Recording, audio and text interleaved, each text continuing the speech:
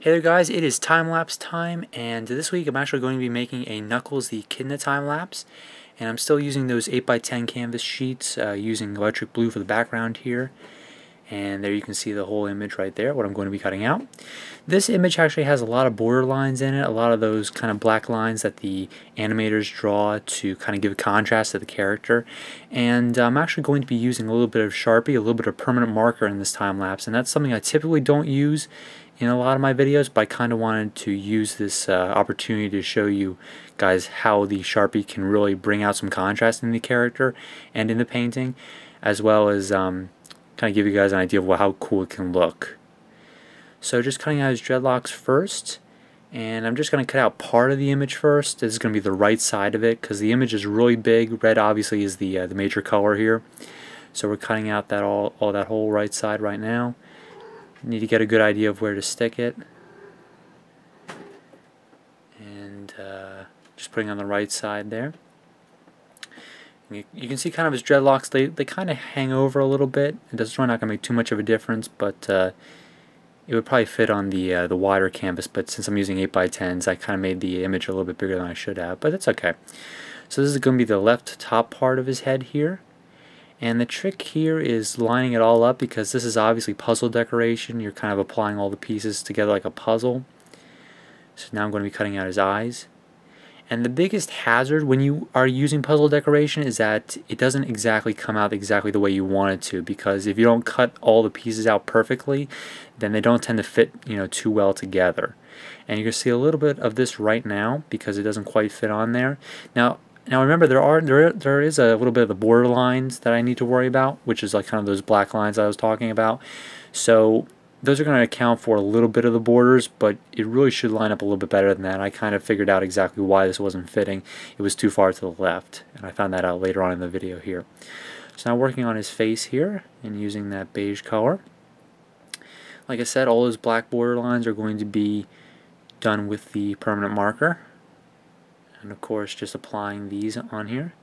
I think this is actually the first painting and the first creation I think I've ever made where I've actually paid attention to where I was putting things with regard that I'm going to be using a permanent marker to create those border lines. Usually I'm trying to overlap a lot and kind of just make sure that everything fits together perfectly, but this time I'm kind of actually having to think ahead on how those border lines are going to work out, and that's kind of a little bit difficult. I'm not used to doing that.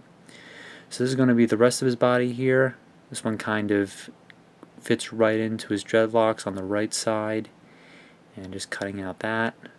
All those black lines, like I said, will be done later. This is a good part of his arm, and his glove will be fitting into kind of that spot in between. So I'm going to peel this up, and of course this is kind of just going to line up right there on the bottom. And you can see that blue kind of lightning bolt right there. That's going to be kind of done over with the permanent marker. So now working on his gloves. This is it for his typical pose, kind of just like the Sonic pose with the gloves, with the arms crossed and the gloves kind of sticking out. He's got those really cool gloves with the spikes on them. I always thought that Knuckles was pretty cool. I think I like Knuckles a little bit more than Sonic. But he's got those two gloves there. And we'll be adding a little bit of detail to those gloves later on with the permanent marker. Doing a little bit of modifying there to make it look a little bit better. This is part of his arm, and there's a little bit of his dreadlock hanging down there, but I decided not to do that because it wasn't really that important, and you're not really going to notice too much of a difference between that and the original image unless you were comparing them side by side. So that's part of the rest of his front there, his front part of his shirt, whatever he's wearing. This is part of the eye here. He kind of has like a dark blue eyes, and then there's obviously that big black part, and of course a little bit of a gleam in there. So we're going to be working on that. Kind of cross between a teardrop shape and kind of like a point for the other one. So working on those. As you can tell, it looks pretty cool. I'm going to do a little trimming there. Definitely looks like the character. You definitely want to get the eyes right, because whenever you're working on eyes with the cartoon characters, you always want to make sure that it definitely works out, because the eyes are usually what everyone focuses on.